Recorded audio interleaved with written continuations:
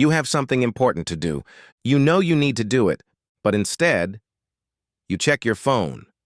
You make a cup of coffee, you clean your desk, you do everything except the one thing you need to do. Sound familiar? This is called procrastination. And today we are going to find out why it happens and what your brain is really doing. Welcome to Real English Daily. In this series, we explore fascinating topics in psychology and science, all in clear, natural English. You can listen while you drive, walk, or relax. No screen needed. Just listen and let the English and the ideas flow into your mind. Today's topic, why do we procrastinate? Let's begin. First, let's understand the word. Procrastination means delaying or avoiding a task that you need to do. The word comes from Latin. Pro means forward. Crastinus means tomorrow. So procrastination literally means pushing things forward to tomorrow. Almost everyone procrastinates sometimes.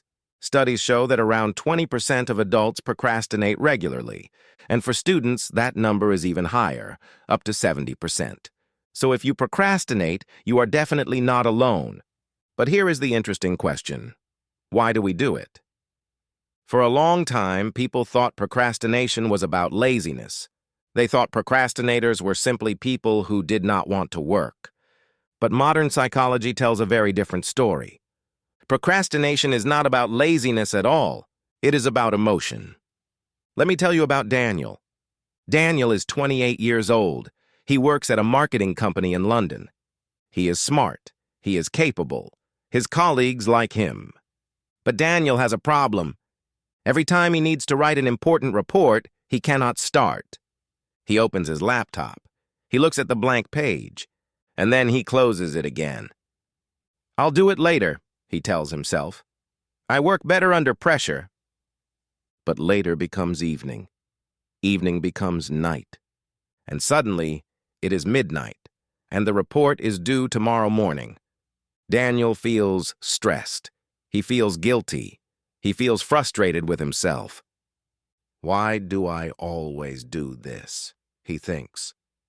I knew about this report for 2 weeks. Why didn't I just start? This is a question millions of people ask themselves every day, and the answer is more interesting than you might think.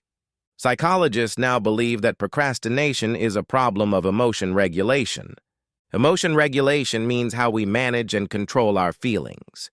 Here is what happens in Daniel's brain when he thinks about the report. The moment he thinks about starting, negative emotions appear. Anxiety, self-doubt, fear of failure, boredom. These feelings are uncomfortable. They are unpleasant. And Daniel's brain wants to escape from them immediately. So his brain finds a solution. Avoid the task. The moment Daniel closes his laptop and picks up his phone, the bad feelings go away. He feels better, instantly. And this is the problem. Procrastination works. In the short term, it makes you feel better. But in the long term, it makes everything worse. This is what psychologists call a short-term mood fix. You feel good now, but you pay a higher price later. To understand this better, let's look at the brain. There are 2 important parts involved in procrastination. The first is called the limbic system. The limbic system is the emotional part of your brain. It is very old. Humans have had it for millions of years. The limbic system only cares about one thing. How do I feel right now? It wants pleasure. It avoids pain. It lives in the present moment. The second part is the prefrontal cortex. This is the rational, logical part of your brain. The prefrontal cortex can think about the future. It understands. If I work hard now, life will be better later. So when Daniel needs to write his report, these 2 parts of his brain begin to fight. The prefrontal cortex says, start the report. It is important. Future Daniel needs this. But the limbic system says, this feels uncomfortable. Let's watch a video instead. And very often, the limbic system wins. Not because Daniel is lazy, but because the emotional brain is faster and stronger than the rational brain. Procrastination creates a loop, a cycle that repeats itself.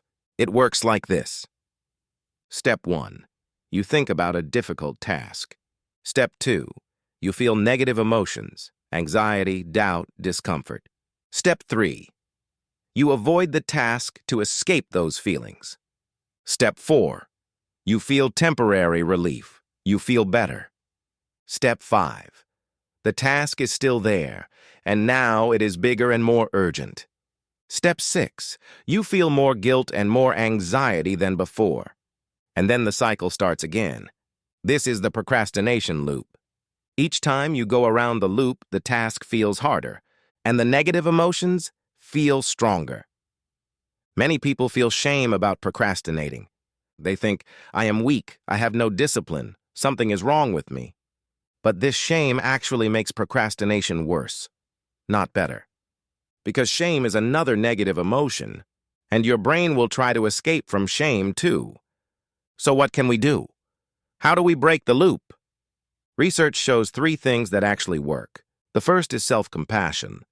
Self-compassion means being kind to yourself when you make mistakes.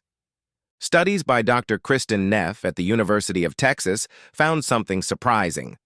People who forgive themselves for procrastinate less in the future. Not more, less. Because when you stop feeling shame, the emotional resistance decreases, and starting becomes easier. The second strategy is called just 2 minutes. Tell yourself, I will work on this for just 2 minutes. Only 2 minutes, that is all. This works because starting is the hardest part. Once you begin, the negative emotions usually decrease, and very often 2 minutes becomes 20 minutes. The third strategy is to identify the real emotion. Ask yourself, what exactly am I feeling right now? Is it fear of failure? Fear of judgment? Boredom? Feeling overwhelmed? When you name the emotion, it loses some of its power. Psychologists call this name it to tame it. Labeling your emotion activates the prefrontal cortex and gives your rational brain a chance to take control. Let's go back to Daniel. 6 months later, Daniel has changed. He still sometimes procrastinates. Most people do. But now, when he feels the urge to avoid a task, he does something different. He stops. He takes a breath. He asks himself, what am I feeling right now? I feel anxious. I am worried the report won't be good enough. And then he says to himself, that's okay. I don't need it to be perfect. I just need to start. He opens his laptop. He writes 1 sentence, then another, and slowly the anxiety fades. The work is not perfect, but it is done. And Daniel feels something he didn't feel before. Calm. So let's review what we learned today. Procrastination is not about laziness. It is about avoiding negative emotions. 2 parts of your brain are in conflict, the emotional limbic system and the rational prefrontal cortex. Procrastination creates a loop that gets stronger over time. And the most effective solutions are self-compassion, starting small, and naming your emotions. Here is your English expression for today. Name it to tame it. Name your emotion to tame it, to make it smaller and weaker. Say it with me. Name it to tame it. Thank you for listening to Real English Daily. If you enjoyed this story, please subscribe for more psychology English every week. See you in the next episode.